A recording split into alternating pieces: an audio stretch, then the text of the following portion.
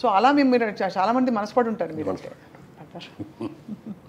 మీరు పడకపోవడం గొప్ప కాదా అని కాదు కదా సార్, కానీ మీరు ఆ నిగ్రహం పెట్టుకోవడం అనేది చాలా గొప్ప సార్. చాలా చాలా కష్టం కూడా. ఎందుకంటే అంత కావటానికి కారణం, నేను ఇండస్ట్రీకి వచ్చినప్పటికే నాకు పెళ్ళి 2 పిల్లలు ఉన్నారు.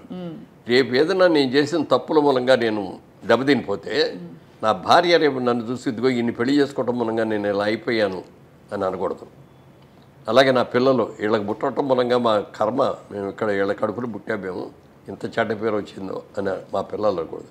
ఎప్పుడైనా నన్ను చూసి నా భార్య అయినా, నా పిల్లలైనా, నా బంధువులైనా, నా ఆత్మీయులైనా గర్వపడే రీతిలో నేను ఉండాలి తప్ప నేను చూసుకొని అసహించుకునే రీతిలో ఉండకూడదు అనేది చాలా స్ట్రిక్ట్, అంటే చాలా స్ట్రిక్ట్. 40 ఏళ్ళ తర్వాత నన్ను ఎందుకన్నానంటే 40 ఏళ్ళు ఉన్నాను ఊరికి. సరదాగా నాగేశ్వరరావు గారు బాగా ఫ్రెండ్లీగా ఉంటారు. ఆయన అంటే నాకు చాలా ఆత్మీయం. ఐఎమ్ నిజంగా చెప్పండి, నేను నాగేశ్వరరావు గారి ఫ్యాన్ని. ఎన్నో సినిమాలు ఆయనతో కలిపి చేశాను.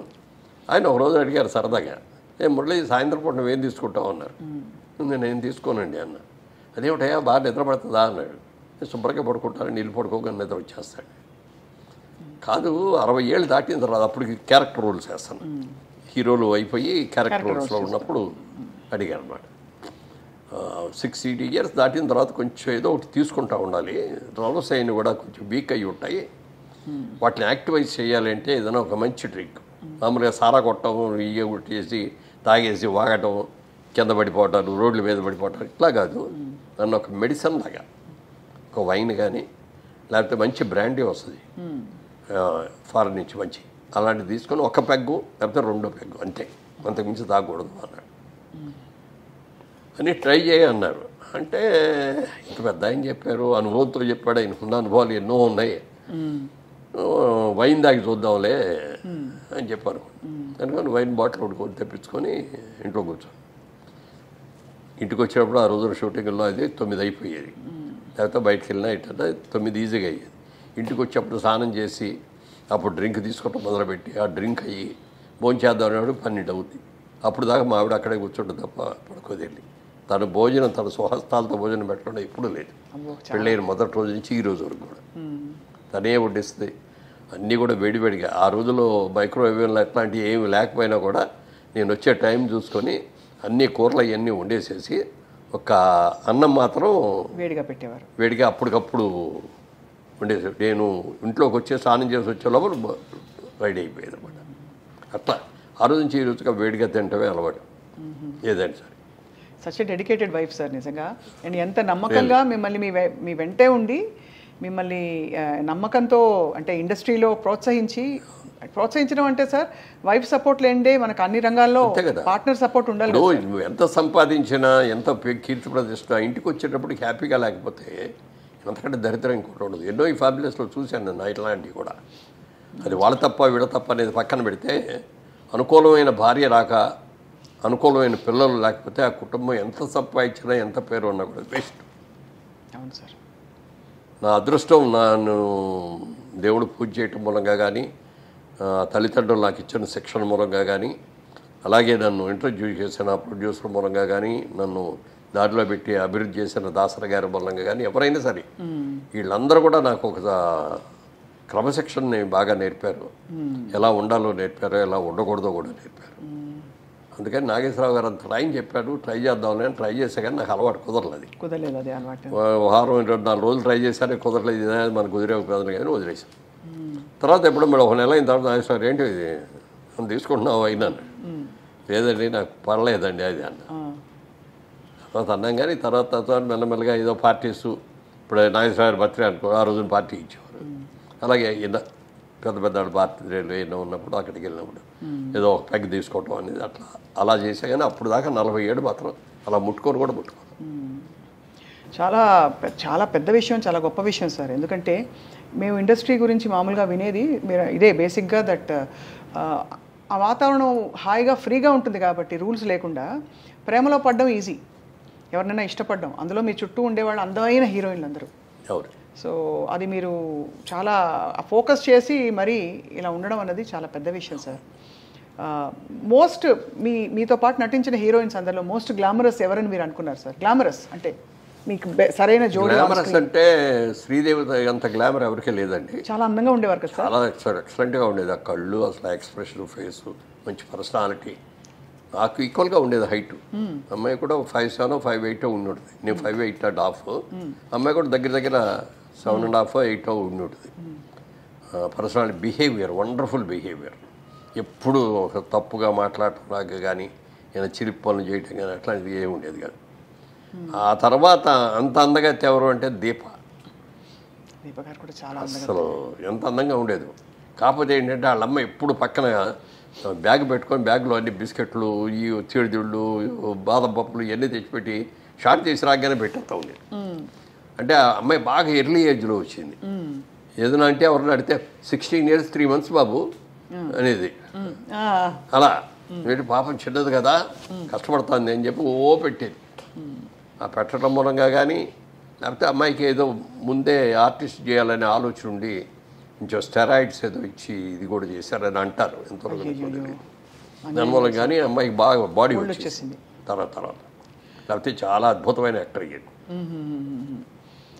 జయసుధ గారు ఇట్స్ ఏ ఫ్యామిలీ లేడీ. అదే అదే ఇక అందులో సినిమా యాక్టర్ లాగా ఉండదు. ఆవిడతో నటిస్తా అంటే రియల్ క్యారెక్టర్తో నటిస్తాం అనే ఫీలింగ్ వస్తుంది తప్ప సినిమా యాక్టర్ లాగా ఆవిడ నటించడం కూడా అలాగే చేస్తుంది. ఇప్పుడు మిగిలిన వాళ్ళు కొంతమంది చేసే దాంట్లో ఆర్టిఫిషియాలిటీ ఉంటుంది. అంతవరకే ఉండు, టచ్ అవ్వకూడదు, ముట్టుకోకూడదు అన్న లెవెల్లో ఉంటుంది. అవన్నీ ఉండేవి సార్ ఆంక్షలు. అంటే హీరోయిన్ చెప్పేవారా? అప్పుడు లేదు, అప్పటికి లేదు. కానీ నాగేశ్వరరావు గారు, వెంకటరామారావు గారు చేసే రోజులు ఉండేవి. జమున గారు అయితే ఎప్పుడు చేతులు ఇక్కడి నుంచి కిందే తప్ప పైకి పుట్టుకొని ఇచ్చేవారు. ఇట్లా ఈ కూడా పట్టుకొని ఇచ్చేవారు.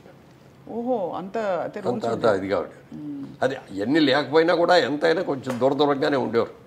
ఇట్లా అప్పుడు ఈ ముద్దులు గిద్దులు ఈ గొడవలు ఏమీ లేవు కదా. అవునవునవును. ఎంతవరకు దగ్గర ఉన్నాలో అంతవరకే ఉండేవారు. ఆ క్లోజ్నెస్. ఈ అమ్మాయి వచ్చేటప్పటికంటే భార్య అంటే భార్యలాగానే ఉండేది. అంత బాగా. ఇప్పుడు నేను చేసిన సినిమాల్లో కూడా హయ్యెస్ట్ సినిమాలు చేసింది ఆవిడతోటే. మా సినిమా ప్రొడక్షన్లో కూడా ఆవిడ చాలా సినిమాలు చేసింది. Very cooperative artist. అసలు మామూలుగా హీరోయిన్ లాగా గిద్దుకోటాలు ఉండవు. సింపుల్గా మేకప్ వేసుకొని వచ్చేస్తుంది. ఇది మధ్యతరగతి కుటుంబం క్యారెక్టర్ అంటే దానికి తగ్గట్టే హెయిర్ డ్రెస్ దానికి ఏముంటుంది. పెద్ద హెయిర్ డ్రెస్లు కూడా చేసుకునేది కాదు. మామూలు నేత చీరలు, పట్టు చీరలు లాంటివి ఇట్లాంటివి కట్టుకొని అట్లా న్యాచురల్ యాక్టర్ లాగా ఉండేది అనమాట. సో అలా మరి జయచిత్ర గారితో ఆ రూమర్ వచ్చిన తర్వాత మీరిద్దరూ మాట్లాడుకోవడం జరిగిందా సార్? అయ్యో ఇలా వచ్చేసింది, ఎలా క్లియర్ చేద్దామని. కోర్టుకి వెళ్ళినట్టున్నారు కదా మేడం? నేనే వెళ్ళాను. కోర్టుకి వెళ్ళలేదు. ముందు నోటీస్ ఇచ్చాం వాళ్ళకి, పేపర్ ఆడికి. ఇవ్వగానే ఆడి పరిగెత్తుకు వచ్చేసి, సార్ మా వాడు ఎవడో తప్పుగా ఇచ్చాడు, సారీ అండి క్షమించండి అంటే అది విత్డ్రా చేసుకున్నారు. చేసుకున్న తర్వాత అది జరిగిన 4 రోజులకి అప్పుడు అన్ని సినిమా అక్కడి నుంచి మెడ్రాస్ నుంచి వచ్చేవాళ్ళం కదా. మెడ్రాస్లోనే ఉంది ఇండస్ట్రీ. మార్నింగ్ ఫ్లైట్కి ఇక్కడ షూటింగ్ వస్తున్నాను. దాసరి గారు ఒక షూటింగ్ వస్తున్నారు, నేను ఒక షూటింగ్కి వెళ్తున్నాను, జయచిత్ర గారు ఒక షూటింగ్కి వెళ్తున్నారు. ముగ్గురు ఫస్ట్ మార్నింగ్ ఫ్లైట్లో ఇక్కడికి వచ్చాం. ఆడు మళ్ళీ ఇమ్మీడియట్గా నెక్స్ట్ డే ఆడు పేపర్లో రాశాడు, వాళ్ళ రోజు దాసరి గారి ఆధ్వర్యంలో మురళీమోహన్ గారు జయచిత్ర గారు పెళ్లి చేసుకోవడానికి హైదరాబాద్ వెళ్ళారు. ఎక్కడ కూడా బాబు, ఆవిడ ఎప్పుడు నువ్వు అని కూడా పర్లేదు. ఇన్నేళ్లలో నువ్వు అని కూడా అనలేదండి. నా హీరోయిన్స్ ఎవరైతే మీరేనే అంటాను నేను, ఎవరిని కూడా. యశోదరు కూడా నువ్వు అంట, నువ్వు అన్నాను, మీరేనంట. కాబట్టి ఏంటంటే జయసేత్తో క్లోజ్ ఏంటంటే I treat her as my sister. అందుకని బాగా క్లోజ్గా ఉంటాం. అప్పుడప్పుడు నువ్వు అనుకోవచ్చేమో, కానీ మిగిలిన వాళ్ళు ఎవరితో కూడా నువ్వు అనే మాట అన్నాను నేను. చాలా డిస్టర్బింగ్ సార్ ఇవన్నీ. అంటే పబ్లిక్ ఇమేజ్ అందులో కొంచెం మనం అన్నిటికీ ఎఫెక్ట్ అవుతాం. అంటే ఇప్పుడైతే సోషల్ మీడియాలో ఎడపడ రాస్తున్నారు, నోటికి వచ్చినట్టు రాసేస్తారు. దాసరి గారు అద్దాల మేడ సినిమా చేసేటప్పుడు ఓ డైలాగ్ రాశారు. దాంట్లో సినిమా వాళ్ళు మనందరం కూడా అద్దాల మేడల్లో ఉంటాం, మనం చేసిన ప్రతి పని కూడా భూతద్దాల్లో మనం చూస్తూ ఉంటారు వాళ్ళు. మనం తప్పు చేసినా ఒప్పు చేస్తే బాగుందంటారు, మెచ్చుకుంటారు. తప్పు చేస్తే మాత్రం రాళ్ళు విసిరి కొడతారు, మన అద్దాలు పగిలిపోతాయి, మన బతుకు బజారు పాలైపోతుంది అని ఆ డైలాగ్ ఎంత బాగా నచ్చిందో నాకు. ఆ డైలాగు దాన్ని తూచా తప్పకుండా పాటించాను. ఎక్కడ కూడా ఎప్పుడన్నా ఏదన్నా మీరు అన్నట్టు ఇందాక పార్టీలో ఎక్కడ ఏదైనా చిన్నగా తీసుకున్నా కూడా జనం ఎవరో లేనప్పుడు చూసి తీసుకోవటమే. పబ్లిక్లో ఉన్నప్పుడు సిగరెట్లు తాగటం కానీ ఇది కానీ అది కూడా ఉండేది. సిగరెట్లు కూడా ఏంటంటే నాకు అలవాట్లేదు, కానీ వాయిస్ కొంచెం థిన్గా ఉండేది బిగినింగ్లో, బేస్ అది ఉండేది కాదు. అప్పుడు మ్యూజిక్ డైరెక్టర్ చక్రవర్తి గారే సలహా ఇచ్చాడు, నువ్వు చుట్టలు తాగు రోజు అన్నాడు. ఊళ్ళో ఆయన చుట్టలు కావాలి కాదండి అన్న. అయితే సిగరెట్ తాగానే ఆయనే ఫస్ట్ సిగరెట్ ఇచ్చాడు. సిగరెట్ తాగిన తర్వాత అదొక రోజుకో 10 సిగరెట్లు అని అది లిమిట్ పెట్టుకొని ఆ లిమిట్ దాటకుండా అట్లా కొన్నాళ్ళు చేశాను. మళ్ళీ అయ్యప్ప మాల వేసుకుంటే మళ్ళీ మానేసేవాడిని. మళ్ళీ మాల అది తీసేసిన తర్వాత తాగాడు. ఒక రోజున అనిపించింది, అయ్యప్ప మానేసాం కదా, 30-40 రోజులు మానేసాం, ఎందుకు ఇప్పుడు ఎందుకు కంటిన్యూ చేయాలి అని అనుకున్నాను. అంతే మళ్ళీ మానేసాం. అంతే అక్కడి నుంచి అది కూడా బంద్, అంతే కట్.